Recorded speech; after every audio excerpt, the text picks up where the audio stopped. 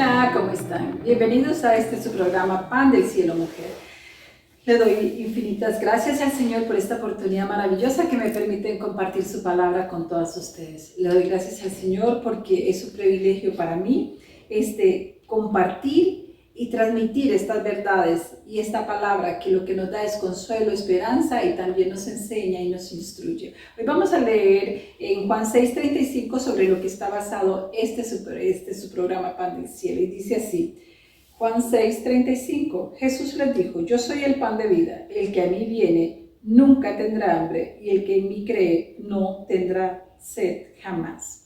Qué hermoso, una vez más lo digo, qué hermoso es saber que tenemos este cuidado y esta seguridad de que nuestro Señor es el complemento, es el todo de nuestras vidas, es el que nos puede llenar, nos puede satisfacer, nos puede alimentar todas esas necesidades y todas esas carencias que a veces tenemos y que desgraciadamente nos hemos confundido llenándolas con cosas o con personas que realmente lo que vienen a hacer es desgastarnos, dañarnos, desanimarnos y alejarnos de la voluntad de Dios. Pero bueno, está en usted y en mí decidir por ese pan de vida, por esa agua viva, por ese nombre que es sobre todo nombre, que es Jesucristo, y nuestra vida podrá ser diferente, total y absoluta. Podrán estar por ahí cerca aquellas personas, podrán estar los problemas, podrán haber ciertas circunstancias que no se van a quitar aún llegando a Jesucristo, pero nuestra vida interna, nuestra decisión, nuestra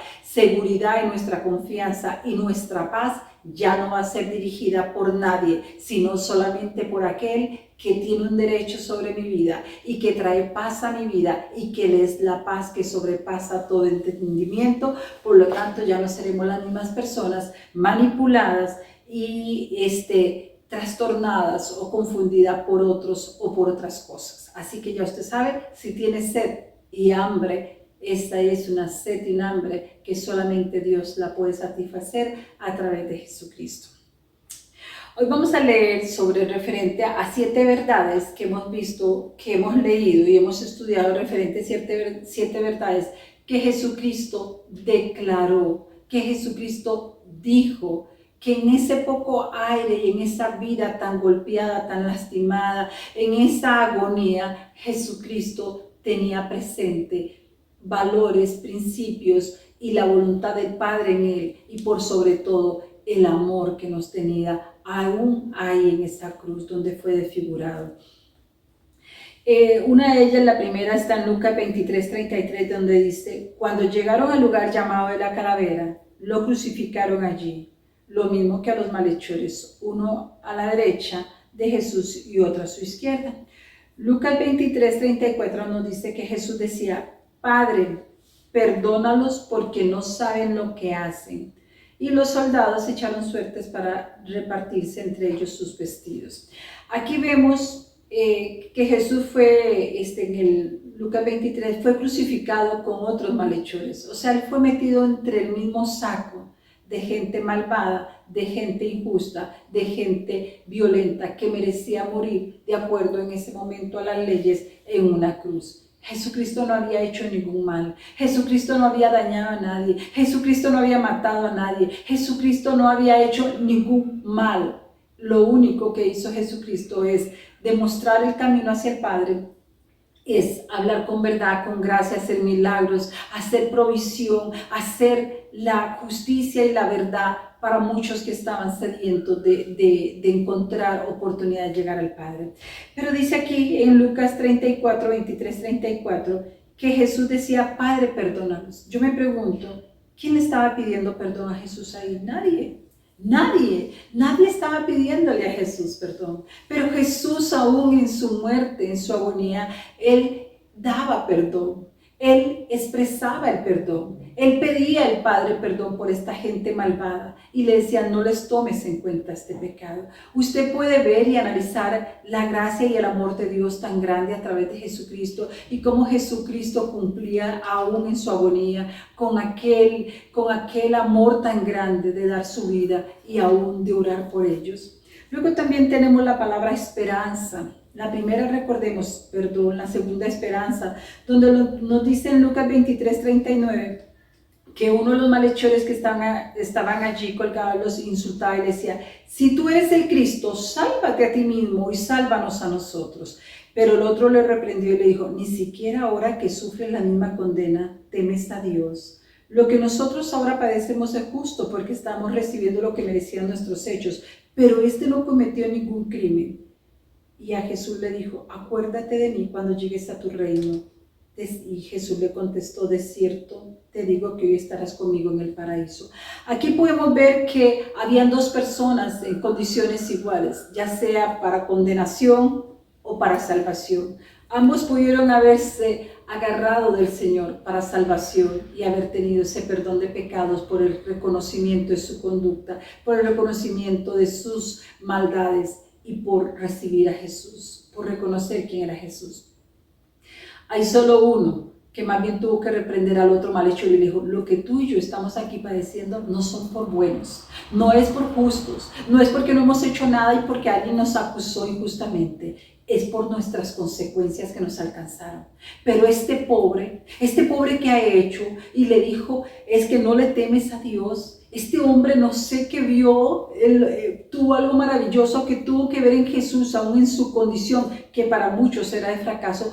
Tuvo que ver a Dios de alguna manera diferente, porque le dijo, cuando le dijo, y a Jesús le dijo: acuérdate de mí en el 42, y le dijo: acuérdate de mí cuando llegues a tu reino. Lo hizo, lo reconoció como Señor, como Salvador, lo reconoció como el único que podía darle restauración, perdón, de que él podía darle la oportunidad de estar en otro lugar que no fuera en aquel en que él había hecho tanto daño y que merecía estar en condenación. Y Jesús no se queda ahí con una mirada nada más de compasión o diciendo: mira, la pegaste, sí, yo soy el Hijo de Dios, yo soy Dios mismo, yo soy... No, sino que le contestó con el poquito de aire que le queda a nuestro Señor y Salvador. Le dice: de cierto te digo que hoy estarás conmigo en el paraíso. Jesús le perdonó. Jesús le tuvo compasión, Jesús tuvo misericordia, y me enseña cómo Jesús está, a pesar de su agonía, está pendiente de todo lo que está aconteciendo a su alrededor. No solamente estaba pendiente de su dolor, de su agonía, sino aún de los acontecimientos que estaban a su alrededor, y este era uno de ellos. Pudo haberse quedado callado y decir: ay, que voy a involucrarme en la conversación de estos que siguen peleando entre ellos mismos y que me están ofendiendo. Yo no me voy a meter en esto. No, él sí intervino. Él estuvo pendiente de la conversación y del que se había arrepentido de su condición y sabía que era merecedor de esa cruz y de esa condena, pero también que aprovechó a aquel que le podía dar salvación y perdón de pecados. Luego la otra es la relación. Vemos cuando en Juan 19:25 dice: junto a la cruz Jesús estaba su madre y la hermana de su madre, María, mujer de Cleofas, y María Magdalena. Cuando Jesús vio a su madre, vio también presente al discípulo a quien él amaba. Le dijo a su madre: mujer, ahí tienes a tu hijo. Y le dijo al discípulo: ahí tienes a tu madre. Y a partir de ese momento el discípulo la recibió en su casa después de esto y estuvo con él, ¿verdad? Qué tremendo es ver cómo Jesús tenía cuidado en qué condición iba a quedar su madre. En ese momento, de acuerdo a la historia y lo que leemos, tal vez los hermanos de Jesús no habían llegado todavía al conocimiento de Jesús, no lo habían aceptado, no habían creído a todo lo que Jesús había hecho, y la palabra de Dios nos lo menciona en diferentes versículos. Pero en este momento Jesús ve a su madre y dice: si ella queda sola en este momento, si no se la encomiendo a Juan, y a Juan se la encomiendo para que la guarde, mi madre va a volver a esa casa y va a estar sola, con los pensamientos y con sus sentimientos y con muchas cosas, y mi madre va a estar sola, y eso no lo voy a permitir. Y fue cuando le dijo: madre, ahí está tu hijo, y le dijo a Juan: Juan, ahí está tu madre, y se la encomendó. Qué hermoso es ver a este Dios maravilloso, precioso, ocupándose aún hasta esta situación que su madre iba a padecer, que era la tristeza de estar sola por un tiempo. Pero Jesús se ocupa de nosotros en todo momento y en todas las circunstancias. Jesús no se ocupó solamente de su condición, de su dolor, de su agonía, sino que todo lo estaba viendo, y para todo tenía Él aunque sea con ese suspiro que le dolía abrir su boca, Él estaba haciendo todavía intervención a favor nuestro. Vemos también donde dice la soledad. En un momento dado dice que en Marcos 15:34 dice, y a las 3 de la tarde Jesús clamó a gran voz, Eloí, Eloí, lama sabactini, que significa Dios mío, ¿por qué me has desamparado? En este momento por primera vez vemos a Jesús llamando a su Padre, Dios mío, y se siente desamparado.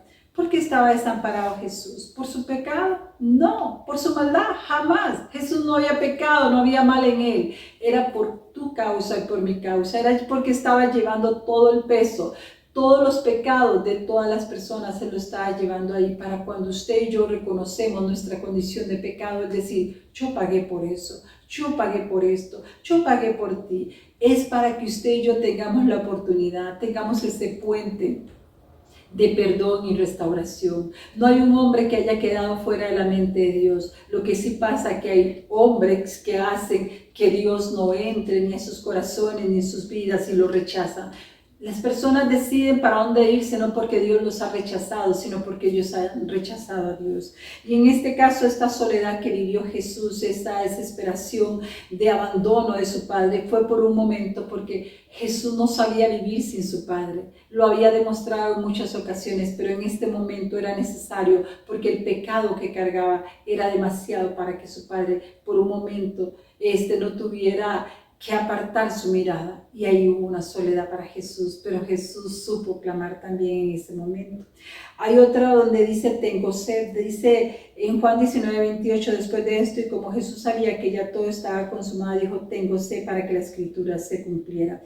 Ahí claramente donde nos dice que tiene sed, nos dice la parte médica, que era que ya el cuerpo de Jesús estaba colapsando, había derramado mucha sangre, había perdido agua, estaba deshidratado, ya estaba colapsando, ya Jesús percibía el momento de su muerte y ya él podía sentir la satisfacción de haber hecho y haber cumplido como aquel cordero sin mancha, sin pecado, en favor de todos aquellos que habían pecado y habían hecho lo malo. Él había cumplido por única vez ya ese sacrificio para que todos los que después vengamos o los que estaban ahí podamos recibirlo y saber que ya no tenemos que hacer ningún sacrificio porque nuestro Señor ya lo hizo. Luego dice, cuando es la parte de regresar a casa, dice Lucas 23:44, dice, desde el mediodía hasta las 3 de la tarde hubo tinieblas sobre toda la tierra. El sol se oscureció y el velo del templo se rasgó por la mitad. Inclusive nos dice que por la mitad, de arriba hacia abajo, Dios ya había hecho camino del cielo hacia la tierra. Ya no había nadie que humanamente tuviera que abrir ese velo para darnos oportunidad de llegar al Padre. Ya el Padre lo había abierto a través de Jesús, de arriba hacia abajo. Y dice, en ese momento Jesús clamó a gran voz y dijo, Padre, en tus manos encomiendo mi espíritu. Y después de haber dicho esto, expiró. Qué hermoso, qué glorioso saber que nuestro Señor pudo sentir la satisfacción de haber cumplido el propósito de Dios por el cual había venido a esta tierra. Te he dicho en otras ocasiones, Jesús no vino para nacer en un pesebre y que lo celebremos en Navidad, tampoco vino para morir y que le celebremos Semana Santa, que al final ni le celebramos Semana Santa en cuestión de lo que Él vivió, padeció, ya la agarramos como nuestras vacaciones, y no tengo nada contra una ni otra.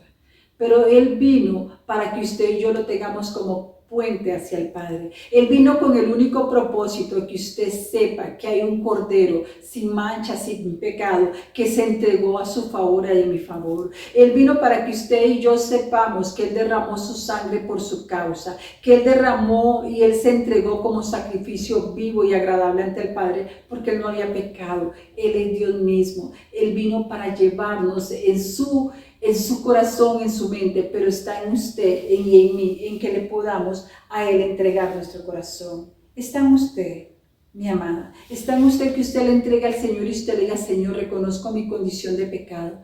Reconozco que he pecado contra ti.